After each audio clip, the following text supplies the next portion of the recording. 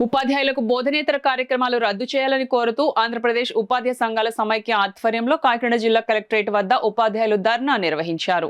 ఈ సందర్భంగా ఫ్యాప్టో జిల్లా ప్రధాన కార్యదర్శి సూరిబాబు, హెచ్ఎంల అసోసియేషన్ కార్యదర్శి రవి, ఎస్టీయూ జిల్లా అధ్యక్షుడు మోర్తా శ్రీనివాసులు మాట్లాడుతూ ఫ్యాప్టో రాష్ట్ర సంఘం పిలుపు మేరకు ఉపాధ్యాయుల సమస్యలపై నిరసన ధర్నా చేయడం జరుగుతుందన్నారు. ఉపాధ్యాయులను బోధనకు మాత్రమే పరిమితం చేయాలని, పొజిషన్ ఐడీలు రాని ఉపాధ్యాయులకు పెండింగ్ 2 నెలల జీతాలు చెల్లించాలని, P4 బంగారు కుటుంబాల రిజిస్ట్రేషన్ ఉపాధ్యాయులకు రద్దు చేయాలని, ఆన్లైన్ వర్క్లు రద్దు చేయాలని, కొత్త పోస్టుల బదిలీలు అయిన వారికి జీతాలు ఇవ్వాలని, 12వ వేతన సవరణ సంఘం ఏర్పాటు చేయాలని, మధ్యంతర భృతి కార్యనియామకాలు చేపట్టాలని డిమాండ్ చేశారు.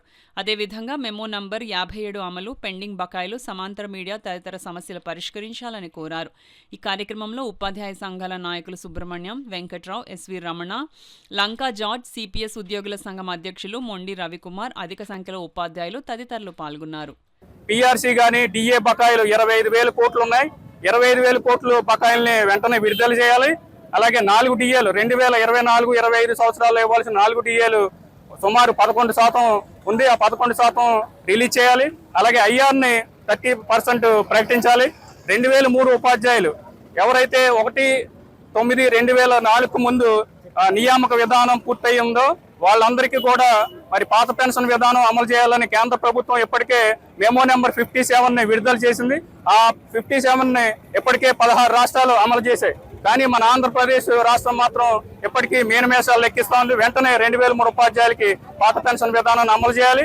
అలాగే MU1, 2లు మరి ఉమ్మడి సర్వీస్ రూల్స్ రూపొందించి వాళ్ళందరికీ కూడా బదిలీలు చేపట్టి ప్రమోషన్లు కూడా విడుదల చేయాలి. అలాగే మరి హై స్కూల్ ప్లస్లో ఉన్న ఉపాధ్యాయులందరికీ కూడా న్యాయం చేసి మరి ఇంటర్మీడియట్ శాఖలో విలీనాన్ని ఆపి వెంటనే వాళ్ళు కూడా ఏదైతే ఖాళీలు ఉన్నాయో ఆ ఖాళీలన్నీ భర్తీ చేసి వాళ్ళని కొనసాగించాలని సందర్భంగా డిమాండ్ చేస్తూ మరి ఈ ధర్నా మరి సాయంత్రం వరకు కొనసాగుతుందని తెలియజేస్తాం.